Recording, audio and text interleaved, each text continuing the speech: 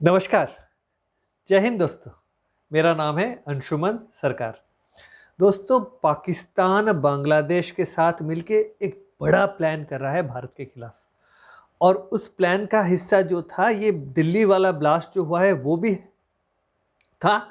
और आगे और भी बहुत बड़ी जो योजनाएं वो बना रहा है भारत के खिलाफ।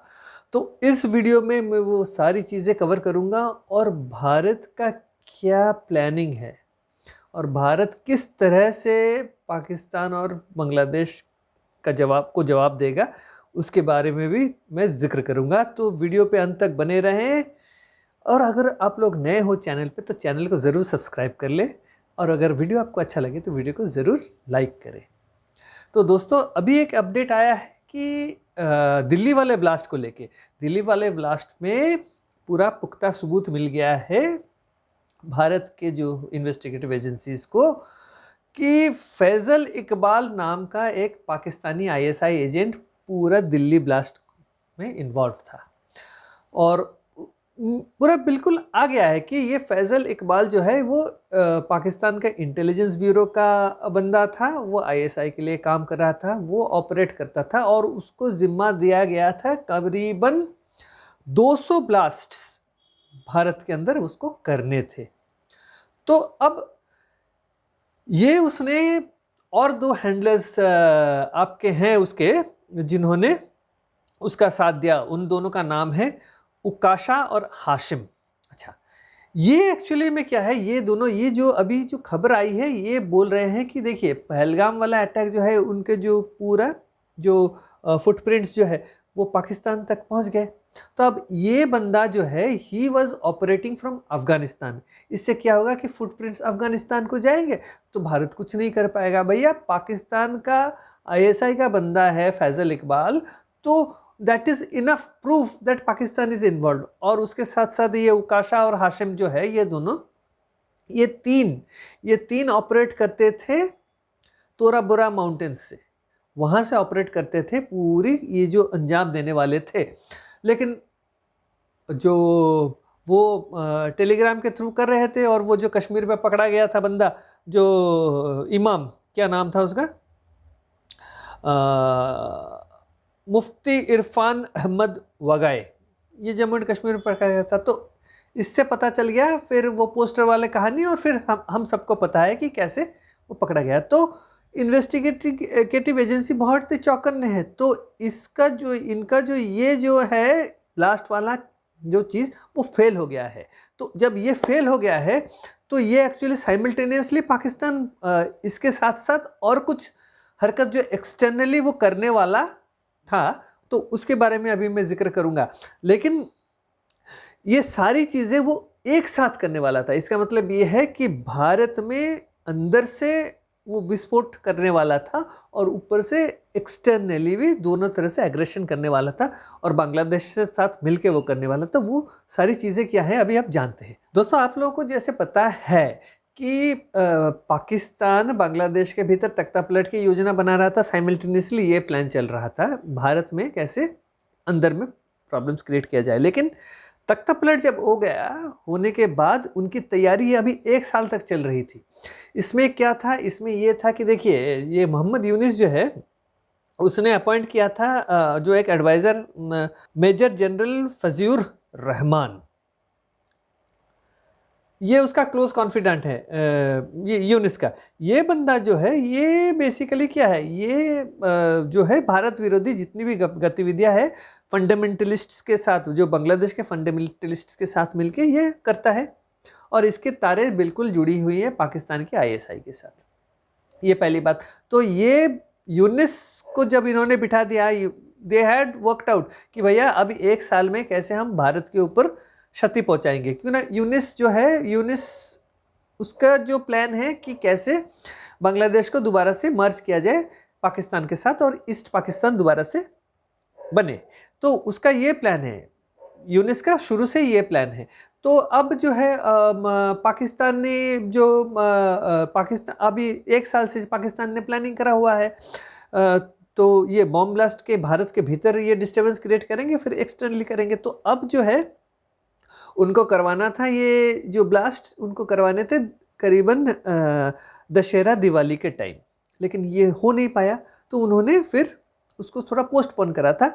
ये दिसंबर 6 तारीख वाला जो उस वक्त उनको करना था।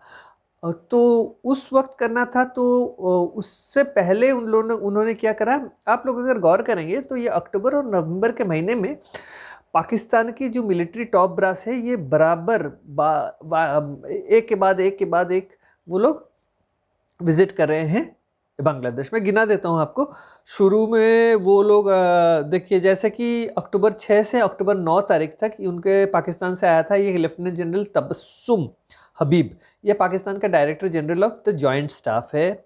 ये आया क्यों था? ये आया था कि उनके बीच इंटेलिजेंस शेयरिंग और सिक्योरिटी कोऑपरेशन।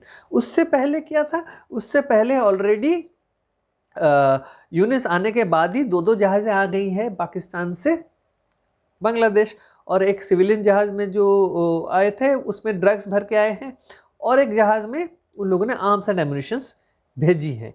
और वो ऑलरेडी दे हैव ऑलरेडी, मतलब उन लोगों ने सारी तैयारी कर रही है और उन्होंने डिस्ट्रीब्यूट भी कर लिया है ऑलरेडी। ये तो आर्म्स एंड एम्युनिशंस की बात मैं कर रहा हूँ, आगे चल के मेंशन करूँगा कि आर्म्स एंड एम्युनिशंस क्यों आई हैं।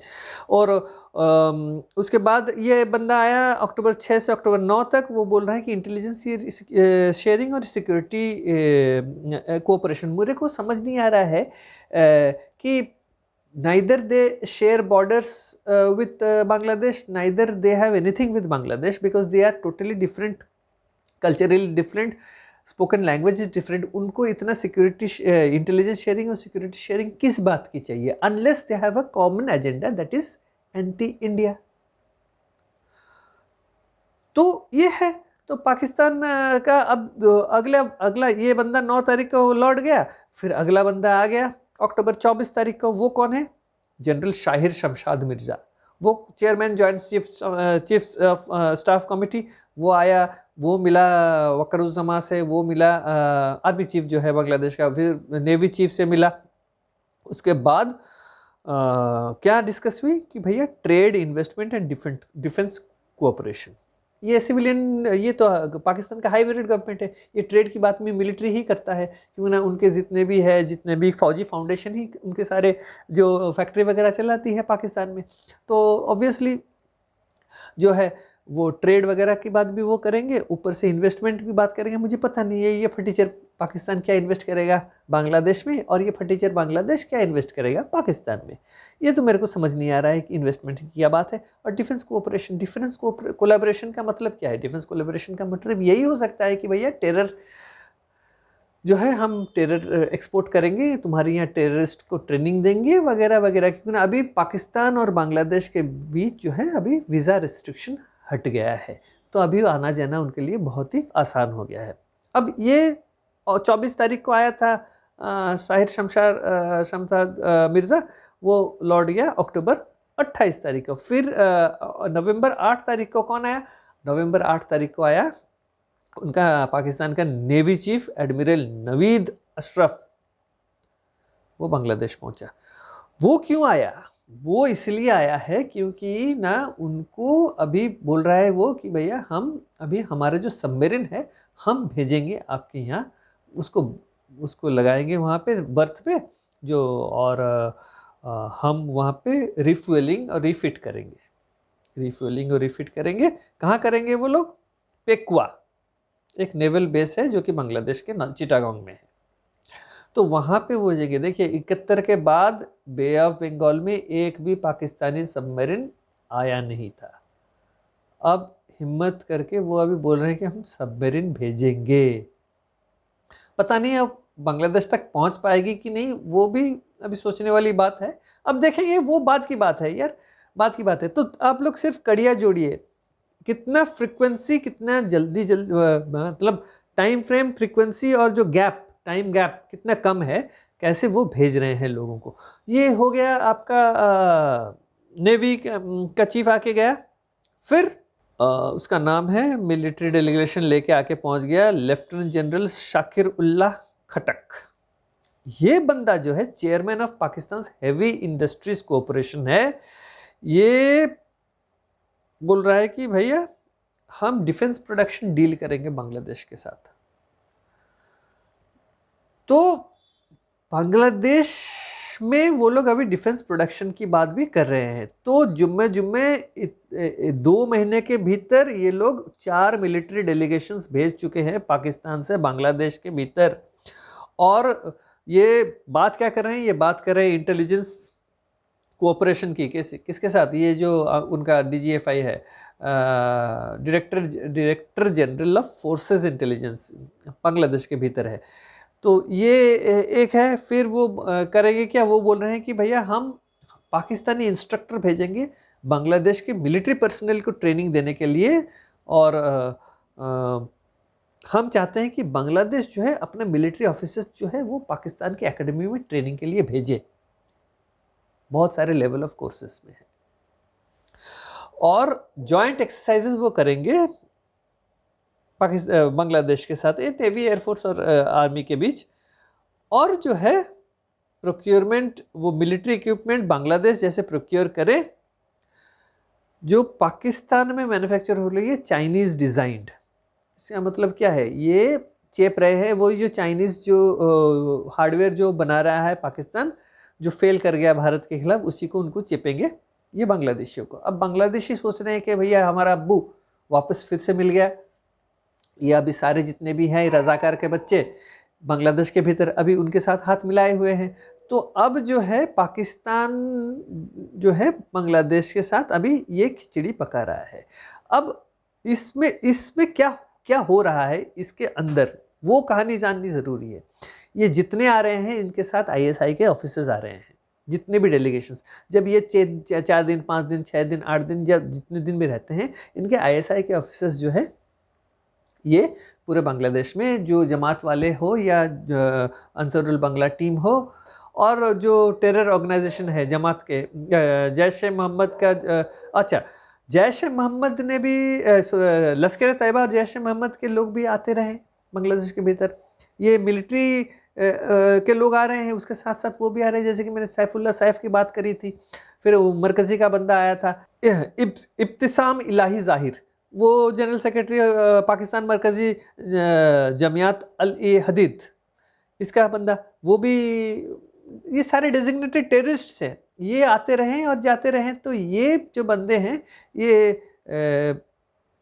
अंसरुल बांग्ला टीम हो या दूसरे जो टेरर आउटफिट्स है, हिज़्ब उत तहरीर हो, जो भी है, इन सारे सबके साथ इनका उठना बैठना और ट्रेनिंग वगैरह ये शुरू कर चुके हैं। हाँ, अब ये जो चीज़ें हो रही है, जैसे कि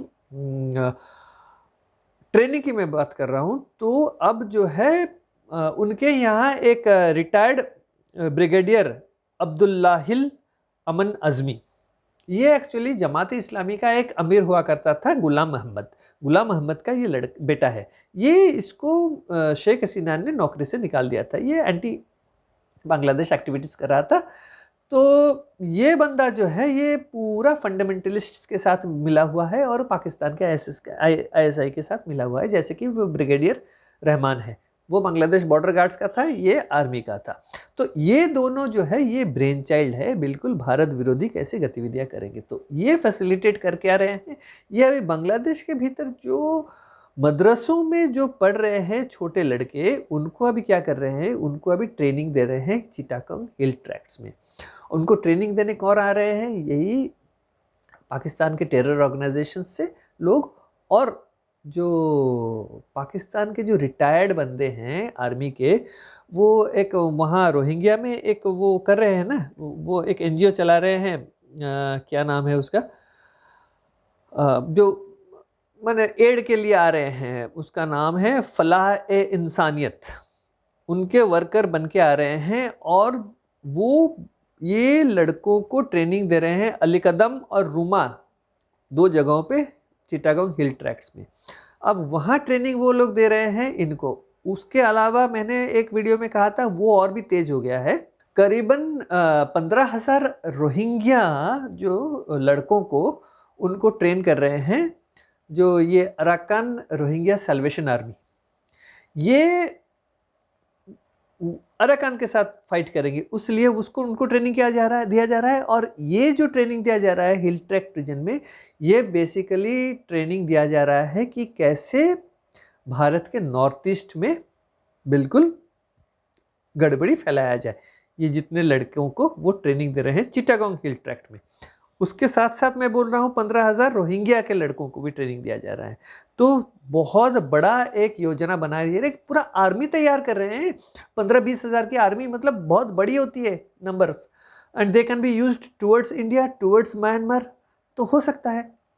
अब सुनने में आया है 1-2 दिन में कि 8 बंदों की एक टीम, ISI टीम आई है, उन्होंने एक प्राइवेट हेलीकॉप्टर हायर किया है एक लोकल कंपनी से, और वो जो है बांग्लादेश भारत बॉर्डर में वो बिल्कुल वहाँ पे गए थे और पूरी जगह को उन्होंने मुआयना करा हुआ है। भैया पाकिस्तान को बांग्लादेश के भीतर क्या पड़ी है ये जानना ज़रूरी है हमें। what business has Pakistan to do in Bangladesh, that too with on the border between India and Bangladesh? So ये बेसिकली इनका प्लान है कि हमारा जो चिकन स्नेक एरिया है उनको उस पर कैसे हमला किया जाए और उसको काटा जाए, जिससे कि नॉर्थ ईस्ट को अलग कर दिया जाए। क्योंकि ना हमारा 22 किलोमीटर स्ट्रेच जो चिकन स्नेक है एरिया बहुत ही सेंसिटिव एरिया है। अगर वो 22 किलोमीटर काट दिया जाता है तो बहुत दिक्कत हो जाएगी भारत को। अब ये है, तो इसमें साथ देने वाले बहुत से देश हैं, इसके साथ देने वाले चाइना भी है। अब बांग्लादेश देखिए, बांग्लादेश को लग क्या रहा है, बांग्लादेश को लग रहा है कि भैया अभी तो हम इलेक्शंस कर लेंगे, हमारे जमात वाले आ जाएंगे, फिर बिल्कुल एक फंडामेंटलिस्ट लोग कंट्री में रूल करेंगे और इस्लामिक रिपब्लिक हम डिक्लेयर कर देंगे।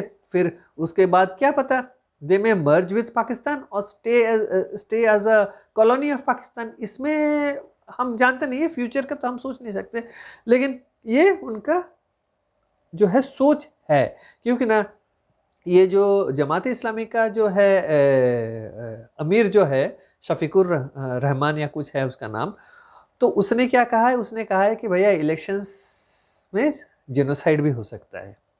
अब जेनोसाइड करना मतलब किसके साथ क्या करेगा, क्या वो लोग क्या करेंगे हमें तो नहीं पता ना। तो बहुत ही खतरनाक एक प्लानिंग हो रही है। तो फरवरी में इलेक्शंस होने वाले हैं, उससे पहले ये तैयारियां हो रही है। तो अब कब होगी उसके लिए थोड़ा इंतजार करना पड़ेगा। अब हम पाकिस्तान की और एक बात हम बता रहे हैं, पाकिस्तान की हालत क्या है मैं बता रहा हूँ। अभी पाकिस्तान का यह हालत है कि आज एक IMF का रिपोर्ट आया है कि पाकिस्तान में इतना रैम्पेंट करप्शन चल रहा है कि सारे पैसे जो आ रहे हैं वो सारे खा रहे हैं, जो उनकी जुडिशरी हो, एडमिनिस्ट्रेटिव हो, मिलिट्री हो। ये रिपोर्ट में दर्शाया गया है। तो पाकिस्तान अभी दोबारा से FATF financial action task force के ग्रे लिस्ट में जाने वाला है कि नहीं हमें नहीं पता। अभी तो रिपोर्ट निकली है, आगे और क्या कार्रवाई होने वाली है हमें नहीं पता। दूसरी तरफ से ये पाकिस्तानी अभी गया है जो COPC वाला जो 30 जो क्लाइमेट चेंज का कॉन्फ्रेंस हो रहा है ब्राज़ील में, वहाँ जाके पाकिस्तान अभी भीख मांग रहा है। बोला इस क्लाइमेट चेंज के लिए देखो हमारा इतना नुकसान हो गया है, हमारे नदियाँ सूख रही हैं, हमें पैसे दो पैसे दो पैसे दो। ये एक है। तो अभी Pakistan is financially economically it's collapsing, but इसकी तैयारियां देखिए, सिर्फ किसके बल पे ये तैयारी कर रहे हैं मुझे नहीं पता। क्यों ना देखिए, कहावत है हिंदी में, रस्सी जल गई पर बल नहीं गया। ऑपरेशन सिंदूर में जो मुक्की खाई है पाकिस्तान ने, उसने सीख नहीं सीखी है। मैं बता रहा हूँ उसके इतने लॉसेस हुए हैं कि वो चाहता है कि भारत को उतना चोट पहुंचाए। 7-8 हज़ार करोड़ के सिर्फ उसके जो मिलिट्री और एयरफोर्स के बेसेस और इंस्टॉलेशंस नुकसान हुए हैं। तो वो चाहता है कि भारत को नुकसान पहुंचाए किसी भी तरफ से, किसी भी तरह से नुकसान पहुंचाएगा। भैया कि भारत क्या चुप बैठा है? भारत ने ये जो त्रिशूल एक्सरसाइज किया 2025 में, ये किस लिए किया था? ये मिलिट्री वॉर रेडी होने के लिए, प्रस्तुति के लिए ही ये किया गया था। और नोटैम वगैरह क्यों लगाया गया है? बार बार नोटैम लगाया जा रहा है। अभी जनवरी तक तो नोटैम लगाया है नॉर्थ ईस्ट में। क्यों? क्योंकि ना भारत को पता है कि पाकिस्तान कुछ बड़ा करने वाला है बांग्लादेश के साथ मिलके। अब जो है भारत की तैयारी ऐसी है कि कहा जा रहा है हमारे स्पेशल ऑप्स जो है 25,000 के करीब तैयार बैठे हैं। किसी भी वक्त अगर ज़रूरत पड़े हम कार्रवाई कर सकते हैं। अब राजनाथ सिंह जी ने एक बहुत ही महत्वपूर्ण बात करी है। रक्षा मंत्री है, कोई हल्के में नहीं ले सकता है उनका स्टेटमेंट। क्यों? क्योंकि ना उन्होंने कहा कि भैया सिंध के लोग जो है, सिंध जो है वो हमारा है और किसी भी वक्त वो मर्ज कर सकता है भारत के साथ। पीओके की बात भी उन्होंने कही है। इसका मतलब क्या है? अगला अगला अगर पाकिस्तान कुछ सोच रहा है भारत के खिलाफ करने की या बांग्लादेश की तरफ से भी करने की, तो इस बार भारत पीछे नहीं हटेगा टेरिटोरी पे कब्जा करने से। ये it's a subtle warning to Pakistan as well as Bangladesh. Rajnath Singh जब बोल रहे हैं मर्जर की बात, उन्होंने पीओके को लेके भी उन्होंने बात करी थी, उन्होंने सिंध को लेके भी बात करी थी। तो ये एक बहुत ही महत्वपूर्ण चीज़ है। और एक चीज़ मैं बताऊं, अफगानिस्तान के साथ भारत के अभी रिश्ते बहुत ही अच्छे हो गए हैं। अब अफगानिस्तान में भारत ने जितने भी अमेरिका छोड़ के गया था 2021 में, तो सारे जो बख्तरबंद गाड़ियां हो या मिलिट्री हार्डवेयर हो, टैंक्स वगैरह सब कुछ पड़े थे। भारत के रिटायर्ड इंजीनियर्स, रिटायर्ड फौजी के लोग सारे गए हैं, ओवरऑलिंग करके उनको तैयार कर दिया है। चलाना भी सिखा रहे हैं अभी तालिबानियों को। एक बात वो हो गई। दूसरी बात, कॉमर्स मिनिस्टर तालिबान के आया था, उससे पहले फॉरेन मिनिस्टर आया था।